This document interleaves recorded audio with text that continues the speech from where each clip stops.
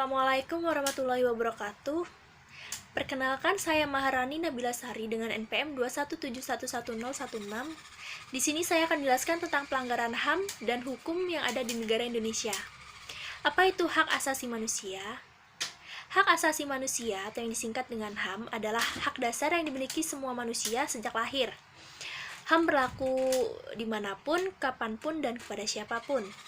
Adapun contoh hak dasar dari itu menyangkut tentang hak untuk hidup, hak untuk tidak disiksa, dan hak untuk berbebas berpendapat. Lantas kalau dihilangkan bagaimana? Dan kalau dibunuh bagaimana? Nah, itu adalah salah satu bentuk pelanggaran HAM yang dikategorikan sebagai pelanggaran HAM yang berat. Banyak kasus pelanggaran HAM yang belum diselesaikan oleh negara, seperti kasus tragedi 65, tragedi Semanggi 1 dan 2, dan kerusuhan Mei 98. Tapi kali ini kita akan terfokus pada pelanggaran HAM ya. Apa aja sih pelanggaran HAM berat di Papua? Kita akan bahas sesuai tahun terjadi pelanggaran HAM tersebut ya.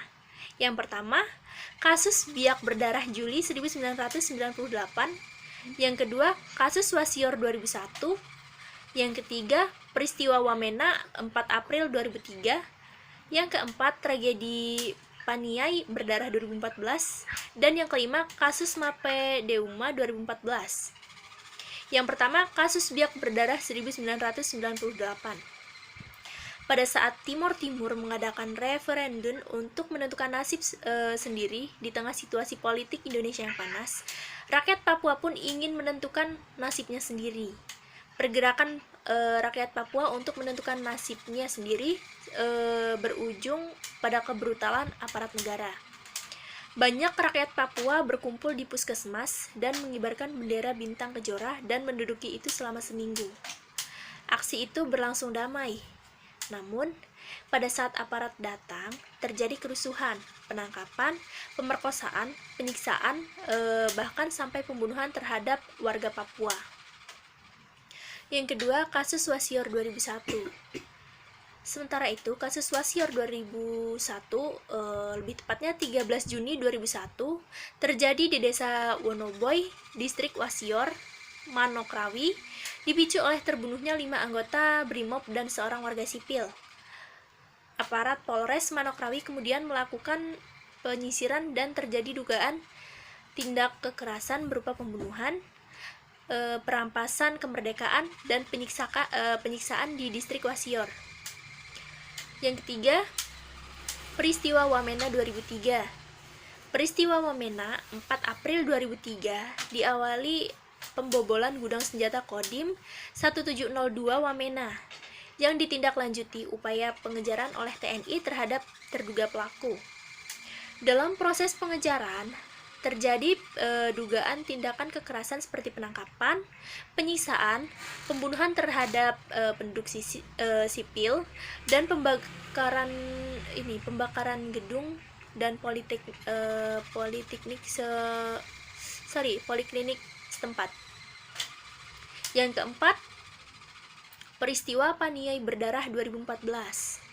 Peristiwa Paniai ini diketahui berawal pada malam 7 Desember 2014 di Enarotali, Kabupaten Paniai, Papua. Kejadian ini ditengarai diawali oleh teguran kelompok pemuda kepada anggota Tentara Nasional Indonesia atau TNI yang membawa mobil Toyota Fortuner hitam tanpa menyalakan lampu. Teguran itu rupanya menyebabkan pertengkaran yang berujung penganiayaan oleh TNI.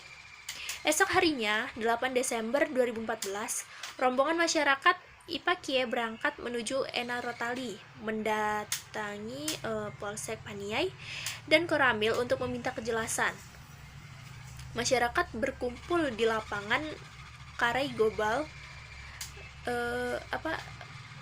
di lapangan Karel Gobay yang terletak di depan Polsek dan Koramil sambil menyanyi dan menari sebagai bentuk proses terhadap tindakan aparat sehari sebelumnya. Merasa tidak mendapat tanggapan, situasi memanas dan masyarakat mulai melempari pos polisi dan pangkalan militer dengan batu. Aparat menanggapi aksi tersebut dengan penembakan untuk membubarkan massa. 5 orang warga sipil tewas dalam kerusuhan ini. Apa yang dilakukan pemerintah? Upaya yang dilakukan pemerintah dalam menyelesaikan kasus ini bisa dibilang acap kali tidak serius.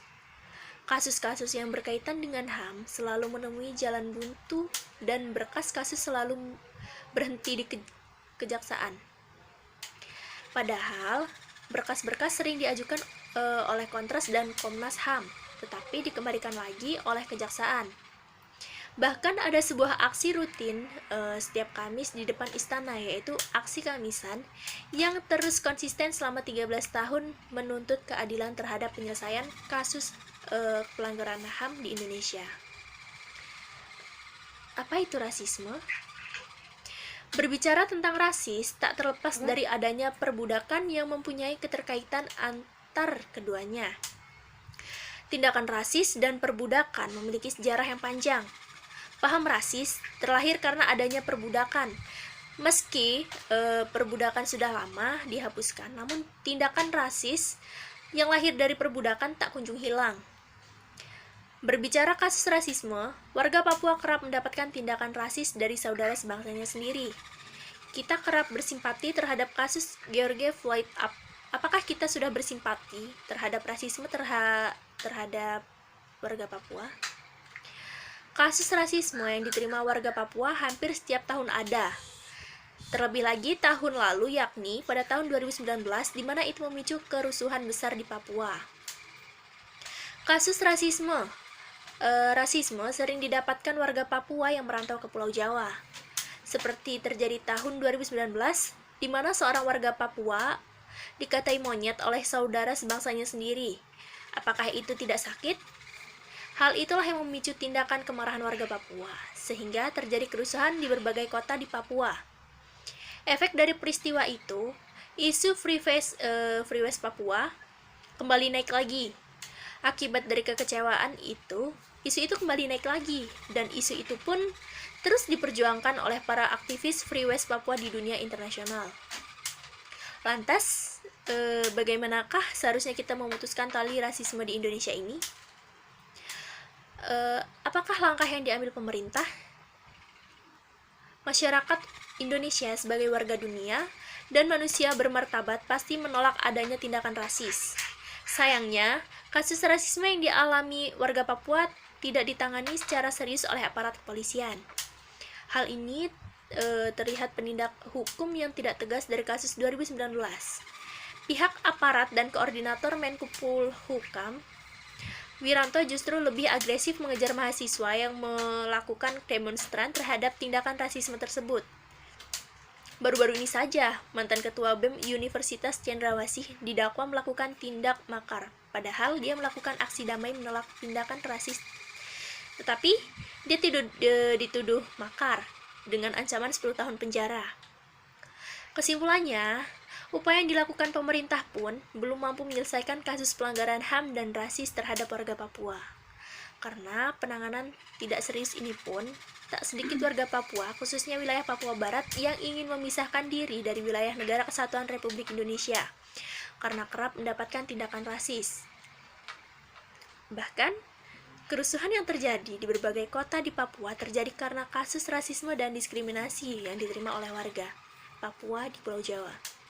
Untuk memutus tali rasisme, marilah kita sebagai manusia mampu memanusiakan manusia.